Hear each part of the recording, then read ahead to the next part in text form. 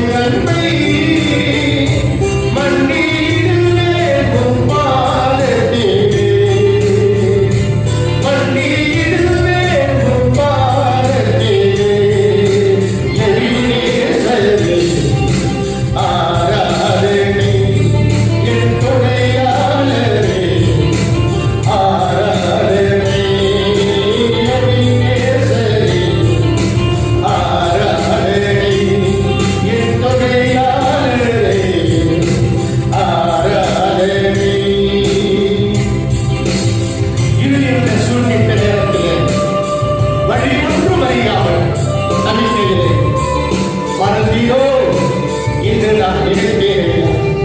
மறப்பேனோ என்று சொல்லி என்னை அழைத்தீரே, அப்ப நன்றி சொல்லி நான் சொல்லுகிறேன் ஐயா.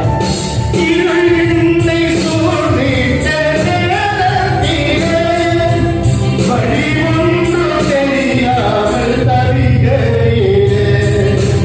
இருள் என்னை சூழ்ந்திட்ட நேரத்திலே வழி ஒன்றும் தெரியாமல் தவிக்கிறேன். மறந்தீரோ என்று நான் அழுவேன் ஐயா. மறந்தீரோ என்று நான் அழுவேன் ஐயா. மறப்பேனோ என்று சொல்லி அழைத்தீர் ஐயா. மறப்பேனோ என்று சொல்லி அழைத்தீர் ஐயா. மறுப்பேனோ உமது அன்பை நான் மறப்பேனோ உமது அன்பை. மன்னியிடுவேனோ பாதத்திலே. மன்னியிடுவேனோ பாதத்திலே. எபினேசரே ஆராதனை. என் துணையாளரே ஆராதனை. எபினேசரே ஆராதனை. என் துணையாளரே ஆராதனை.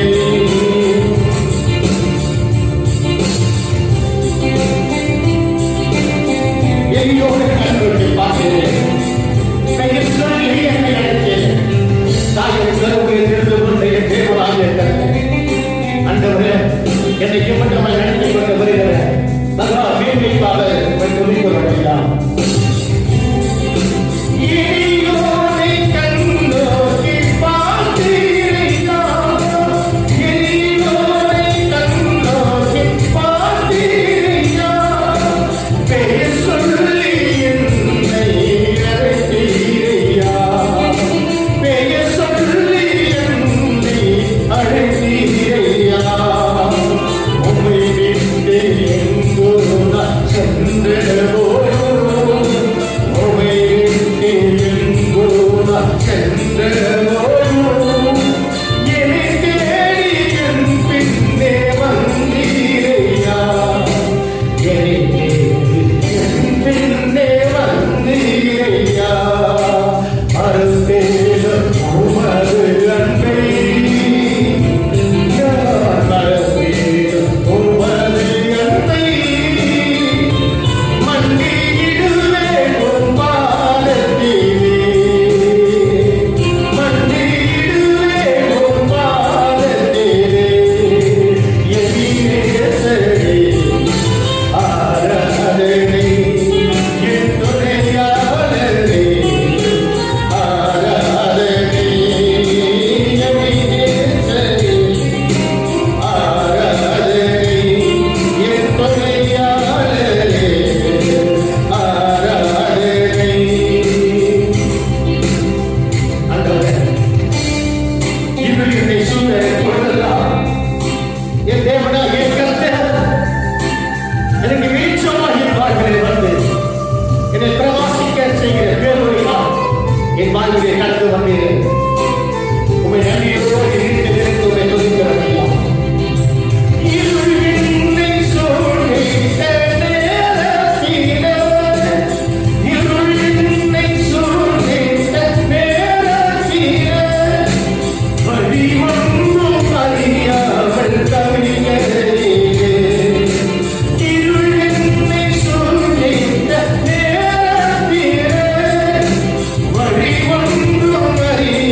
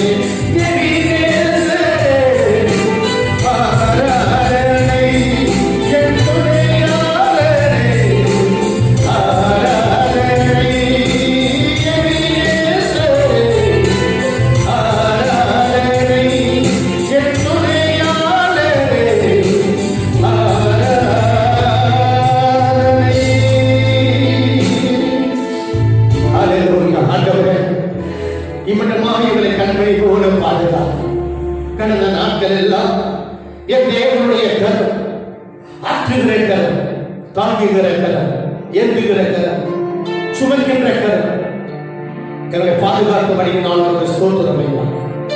ஒரு தாய் தேற்றுவதை போல எங்களை தேற்றி, தந்தை சுமப்பது போல எங்களை சுமந்து வந்து இம்மட்டுமா எல்லாம் சுமந்து போன நேரங்கள் எல்லாம் என் தேவனாக கர்த்தர் எங்களுக்கு பலன் கொடுத்து எங்களை தூக்கி நிறுத்த எங்கள் கர்த்தரை வாழனையும் வைத்திருக்கிறோம். அப்பா ஸ்தோத்திரம். இதனாலே ஆசீர்வதியும் அப்பா துதிக்கிறோம். நமக்கு எங்கள் நன்மையும் கிருபையும் தொடர உதவி செய்கிறார். ரட்சகர் மீட்பெருமாகிய இயேசு கிறிஸ்து இனிய நாமத்தில் ஜெபம் கேளும் நல்ல பிதாவே. ஆமென், ஆமென். கர்த்தருக்கு மகிமை உண்டாவதாக. ஆண்டவராகிய இயேசுவின் நாமத்தினாலே இந்த உயிர்த்தெழுந்த இந்த காலையிலே வாழ்த்துதலையும் சோதனைக்கு தெரிந்து கொள்கிறேன். இந்த நாட்களிலே நாம் கடந்த 2 மாதங்களாக நான் இப்படியாக ஆலயங்களில் சென்று ஆராதிக்க முடியாத ஒரு சூழ்நிலை ஏற்பட்ட பொழுது இப்போது யூடியூப் சேனல் மூலமாக இந்த தேவனுடைய வார்த்தைகளை நாம் தெரிந்து கொள்கிறோம். தேவனாகிய தன்னுடைய பிள்ளைகளில் இந்த செய்திகளை கேட்டு நீங்கள் ஆசீர்வதிக்கப்படும்படியாக இயேசு கிறிஸ்து நாமத்தினாலே யாவரையும் நான் வாழ்த்தி ஆசீர்வதிக்கிறேன். இந்த வேதத்தில் நாம் ஒரு பகுதியை நாம் வாசித்து தியானித்து தேவ நாமத்தை வகைப்படுத்தலாம். அதற்கு மகிமை உண்டாவதா. அப்போஸ்தலனாகிய பவுல் கொரிந்து பட்டணத்து ஜனங்களுக்கு இப்படியாக சொல்லியிருக்கிறார். 1 கொரிந்தியர் புத்தகம் 14ஆம் அதிகாரம் 15வது வசனத்தில் இப்படியாக வாசிக்கிறோம். இப்படி இருக்க செய்ய வேண்டுவது என்ன? நான் ஆவியோடு விண்ணப்பம் பண்ணுவேன், கருத்தோடு விண்ணப்பம் பண்ணுவேன். நான் ஆவியோடு பாடுவேன், கருத்தோடு பாடுவேன். இல்லாவிட்டால் நீ ஆவியோடு ஸ்தோத்திரம் பண்ணும் பொழுது கல்லாதவன் உன் ஸ்தோத்திரத்திற்கு ஆமென் என்று எப்படி சொல்லுவான்?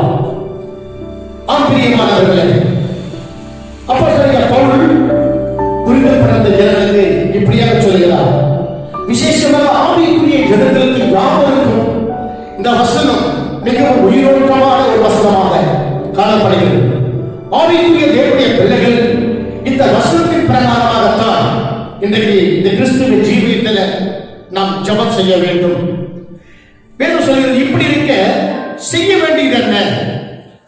நான் ஆவியோடு விண்ணப்பம் பண்ணுவேன், கருத்தோடு விண்ணப்பம் பண்ணுவேன். நான் ஆவியோடும் பாடுவேன், கருத்தோடும் பாடுவேன். மெய்யான தேவனுடைய பிள்ளைகளை நாம் ஆண்டுடைய சமூகத்தில் தேவனுடைய ஆலயத்தில் வந்து கர்த்தரை ஆராதிக்கிறோம், தேவனுடைய பிள்ளையாக வாழ்ந்து கொண்டிருக்கிறோம். ஒரு சில கர்த்தருடைய பிள்ளைகள் அநேகருக்கு முன்மாதிரியாக வாழ்ந்து கொண்டிருக்கிறார்கள். தேவனுடைய பார்வையிலே சாட்சியுள்ள ஒரு ஜீவியங்களை செய்து கொண்டு வாழ்ந்து கொண்டிருக்கிறார்கள். ஆக பிரியமான தேவனுடைய பிள்ளைகளை இந்த வேதத்தை வாசிக்கிறோம். நான் ஆவியோடு விண்ணப்பம் பண்ணுவேன், கருத்தாய் விண்ணப்பம் பண்ணுவேன். நாம் விண்ணப்பம் பண்ணும் பொழுது ஆவியோடு விண்ணப்பம் பண்ண வேண்டும். ஏன் என்று சொன்னால் அப்பொழுதுதான் நம் விண்ணப்பங்களை தேவன் கேட்கிற தேவனாக இருப்பார். பிரியமான தேவனுடைய பிள்ளைகளை இந்த நாட்களிலே பார்க்கிறோம். நீங்க அநேக ஆவியில அனுபவம் இல்லாமல் குளிரும் இல்லாமல் நீங்க அநேக ஜனங்களை பார்க்கிறோம். விசேஷமா திருச்சபைக்கு வருகிற தேவனுடைய பிள்ளைகளோட பார்க்கிறோம். இன்றைக்கு கர்த்தருடைய வசனம் சொல்லி சங்கீத புத்தகத்தில் 122வது வசனத்தில் சொல்லுகிறது. 1ஆம் வசனம், கர்த்தருடைய ஆலயத்துக்கு போவோம் வாருங்கள் என்று சொல்ல பொழுது எனக்கு மனமகிழ்ச்சியா இருந்தது என்று சொல்லி சங்கீதக்காரர் சொல்லுகிறார். பிரியமானவர்களே, கர்த்தருடைய ஆலயத்துக்கு போவோம் வாருங்கள் என்று சொல்ல பொழுது மனமகிழ்ச்சியா இருந்தது. பிரியமானவர்களே, தேவனுடைய ஆலயத்துக்கு போவது அது எவ்வளவு பெரிய சந்தோஷம், எவ்வளவு பெரிய ஆசீர்வாதம், எவ்வளவு நன்மைகளை அளிக்கக்கூடிய ஒரு காரியமாய் காணப்படுகிறது. பாருங்கள், கர்த்தருடைய ஆலயம் என்பது சாதாரணமானது அல்ல. இந்த ஆலயத்தின் மூலமாகத்தான் நாம் சகல நன்மைகளை பெற்றுக் கொள்கிறோம், சகல சமாதானத்துக்கு ஏதுவான காரியத்தை நாம் பெற்றுக் கொள்கிறோம். ஆகையால் இந்த அனுபவத்தின் வாயிலாகத்தான் சங்கீதக்காரர் சொல்லுகிறார். பிரியமான தேவனுடைய பிள்ளைகளை, இன்னைக்கு அநேக கர்த்தருடைய பிள்ளைகள் கூட ஆலயத்துக்கு வரும்பொழுது ஏனோதானோ என்று வருகிறார்கள், நிர்விசாரத்தோடு வருகிறார்கள், சாட்சியற்று வருகிறார்கள், தேவனை தேடுவதற்கு ஒரு வாஞ்சை இல்லாமல் வருகிறார்கள்.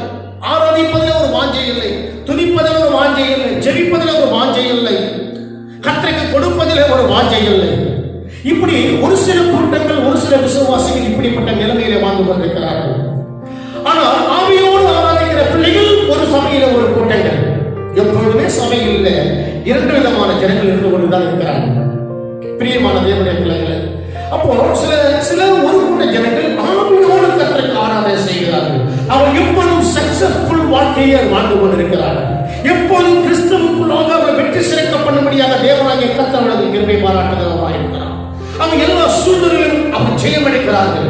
ஆவியோடு விண்ணப்பம் பண்ணவர்கள், ஆவியோடு பாடுகிறவர்கள், ஆவியோடு தேவனை ஆராதிக்கிறவர்கள், அவர்கள் ஆவிக்குள்ளாய் எல்லாவற்றையும் அவர் நிதானித்து அறிகிறார்கள்.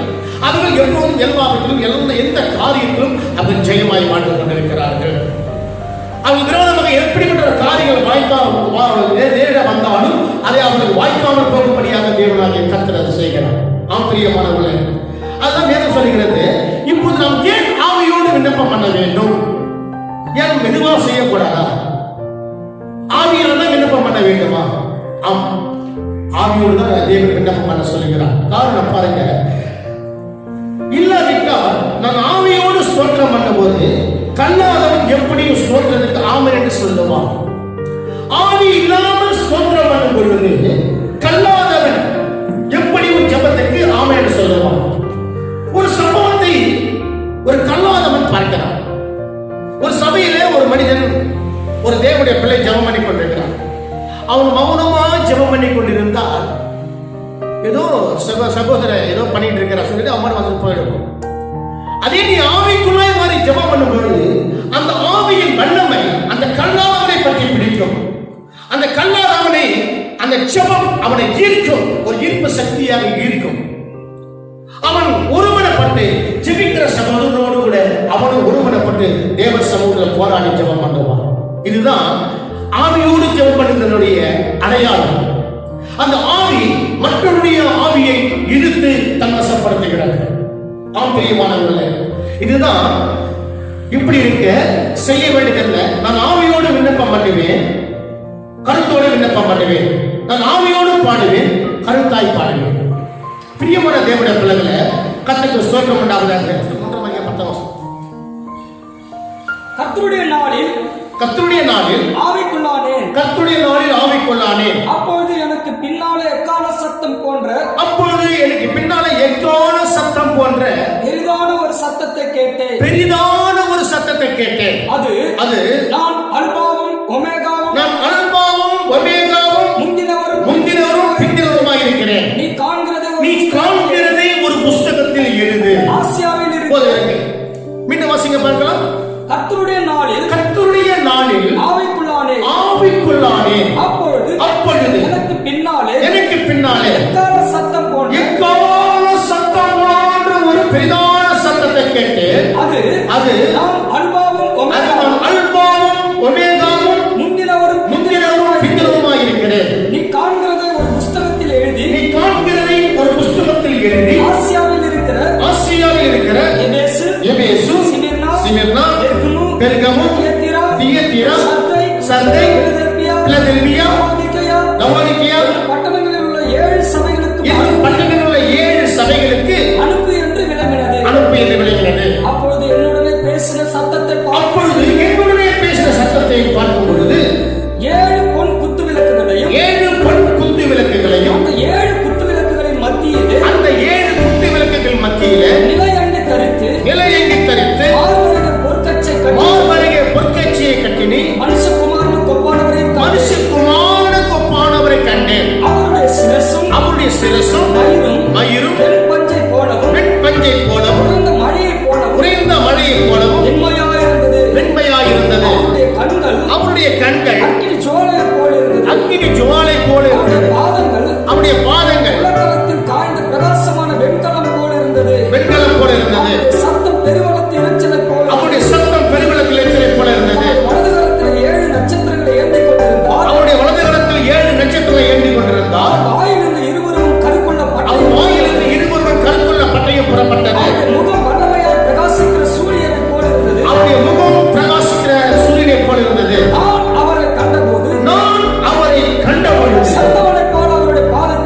செத்தவனைப் போல அவருடைய பாதத்தில் விழுந்தேன். பிரியமான தேவனுடைய பிள்ளைகளே,